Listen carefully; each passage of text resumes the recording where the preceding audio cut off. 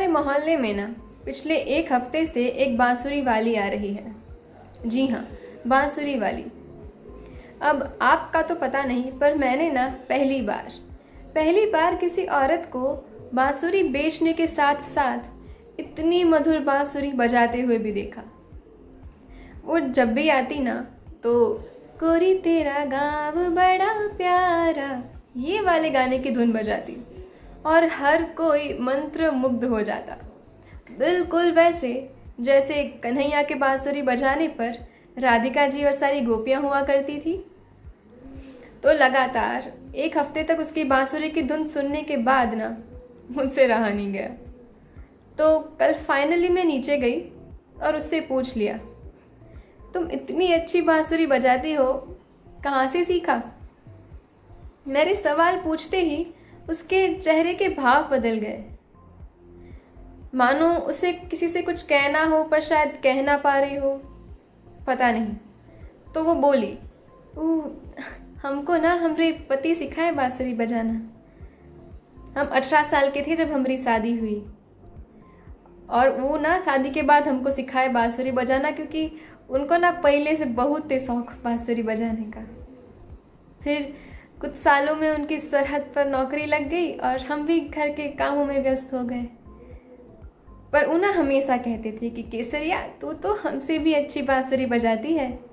देखना, एक दिन हमारी राधिका की बांसुरी की धुन वो हमको प्यार से राधिका बुलाते थे, तो कहते थे कि देखना, एक दिन हमारी राधिका की बांसुरी की धुन ना सबके कानों में गूंजेगी।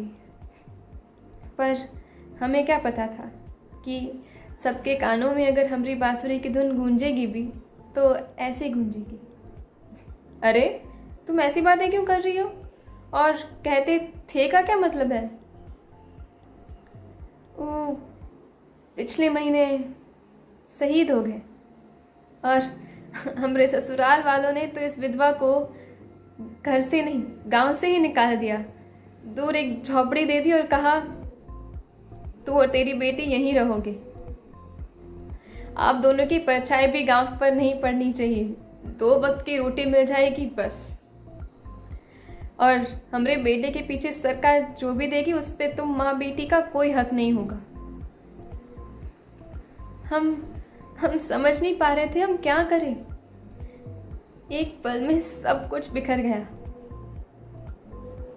पर आपको पता है, हमरे पति ना हमेशा कहते थे कि केसरिया, चाहे कछु हो जाए जिंदगी में ना, कभी मजबूरी से लोगों के सामने हाथ फैलाकर नहीं जीते। बस उनकी ना इसी बात को ध्यान में रख के, उन्हीं के मान के लिए ना हम गांव छोड़कर भाग गए, यहाँ शहर में आ गए, अपनी बेटी को और थोड़ी सी की हुई बचत को लेकर। अब हम दोपहर तक बांसुरी बेचते हैं और शाम को सिलाई का काम करते हैं। भगवान की मर्जी रही तो हम कुछ समय में अपनी बेटी की स्कूल भी चालू करवा देंगे। मैं दंग रह गई उस औरत के हिम्मत को देखकर, उसकी सोच को देखकर, उसके हौसले को देखकर। मैं कुछ बोलती ही उससे पहले वो फिर बोली, आप बांसुरी खरीदेंगी ना? हाँ बिल्कुल खरीदूंगी।